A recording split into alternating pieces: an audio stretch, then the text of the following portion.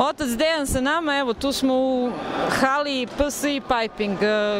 Tu je dosta robe, a vi nam kažete šta je stiglo, koliko je stiglo i od koga je stiglo? Stiglo od eparhije Zagrebačko-Ljubljanske 40 tona humanitarne pomoći u vidu hrane, u vidu higijene, hemije, toalet papira, hrana za bebe i svega onoga što je potrebno. Ovom prilikom zaista moram se zahvaliti svima koji su večeras bili s nama, koji su ovu silnu robu prepakivali i pakovali u pakete.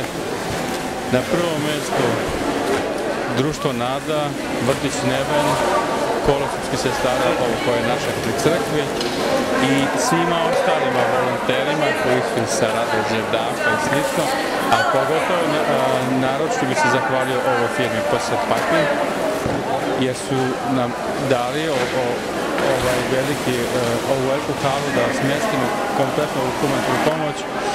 I ne samo da su nam dali halu, nego su nam toliko izašli u susret kao da su zaista pravo, pokazuje se pravo hrišćanstvo i pravo prijateljstvo i prosto sam iznenađen njihovom gostoprimnošću.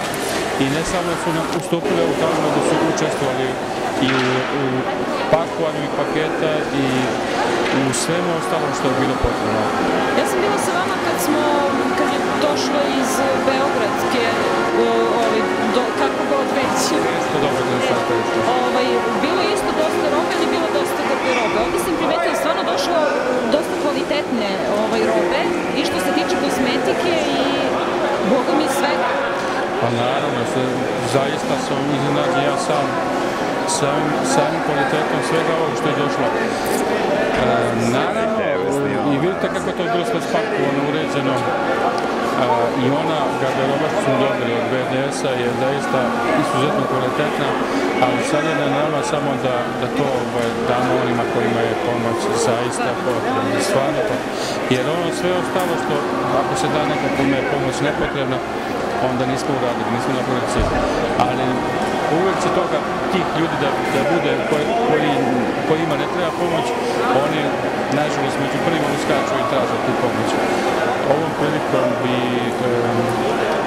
svima se zahvalio i poželeo da istraju svima koji su poplavljeni, koji su ugroženi, koji su zaista ovom elementarnom nepogodom osakaćeni dosta, da istraju, da imaju nadu i da imaju veru u Boga. Ja moram da napomenem, i u Hrvatskoj isto bio jedan deo pogođen poplavama i u Sloveniji, ali oni su se ipak odazvali i sve ovo je stiglo. Da, vidite kako je to, kako se pokazuje na muci, kako se na muci pokazuju junaci. Nije sve u tome da pomognemo, nego baš kad osjetimo da je neko nevoli i kad pomognemo, onda znamo da je to baš prijateljski, da je ta pomoć istinska. Kad nam ne treba pomoć i kad nam neko pomaže, to je onako. Ali kad nam zaista treba pomoć i kad neko pomogne, to je zaista hrišćanski i to je ono na što bi apelao sve ljude dobre volje.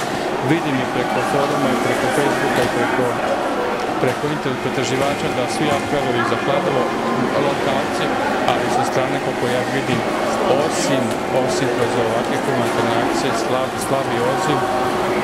Ne znam zbog čega je to da smo mi zadnja rupa nasvirali ili nešto drugo.